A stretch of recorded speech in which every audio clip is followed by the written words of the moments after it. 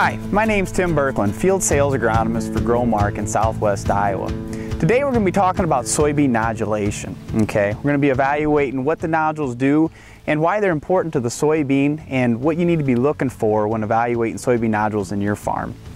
Soybean nodules are very important to the soybean because they actually represent the symbiotic relationship between soil rhizobia and the soybean plant.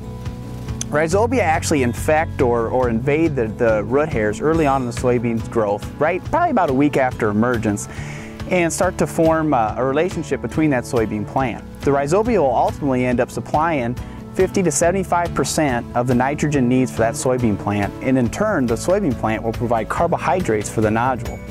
So nitrogen is really important to the soybean plant when you think about that it takes around 5 pounds of nitrogen to raise a bushel of soybeans. So if you're looking at a 50 bushel soybean crop, we're talking 250 pounds of nitrogen that soybean's going to need, and the nodules are going to supply around 50 to 75% of that total need. The rest of it's going to come from residual nitrate in the soil or mineralization throughout the year.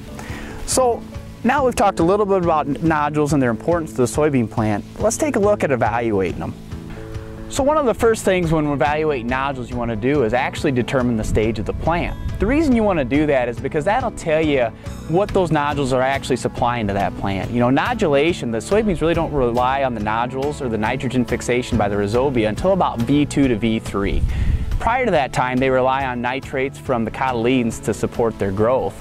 But once you get to V2, V3, that's when active fixation really starts to occur, and that'll keep ramping up through R5. So today we're looking at V4 to V5 soybean plants. They're probably a week away from R1 or first flower. That's important to understand the stage of them because that'll tell you what you'd expect to see as far as nodulation. Really, when we're going into R1 or first flower, we'd like to see anywhere from 8 to 20 healthy, actively fixing nodules on the soybean plant root.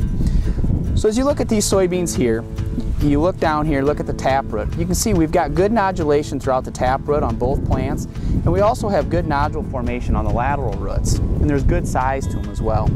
So the next step is to actually break off a few nodules and split them open to check for the health and to see if they're actively fixing nitrogen. So now when evaluating the actual soybean nodules, what you want to do is either break a few off, or you can actually split them while they're on the taproot or lateral roots.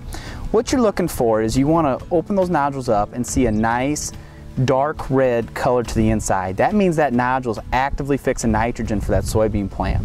Some other colors you might encounter are white, which would indicate it's kind of a premature nodule and not yet fixing nitrogen.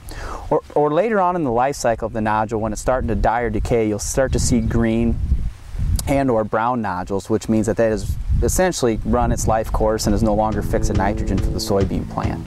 But again, what we'd like to see going into R1 is about 8 to 20 good sized nodules on that taproot that are good, have a good red color on the inside. That means we've got good nodulation and good nitrogen fixation going into the reproductive stages.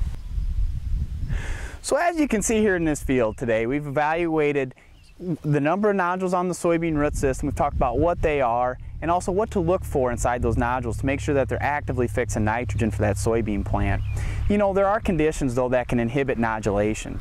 Things like really low pH, high pH, soils that have been flooded, soils that have been really dry or like drought years can also reduce the rhizobia populations in the soil, and also years where you have a crop that does not utilize the rhizobia like corn. So continuous corn type situations can reduce the rhizobia populations in the soil.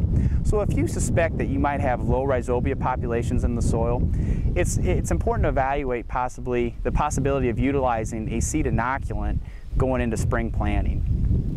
So with that, remember, get out in the fields, dig up those soybean plants, evaluate those nodules, and if you have any more questions on soybean nodulation, don't hesitate to contact your local FS seed agronomist.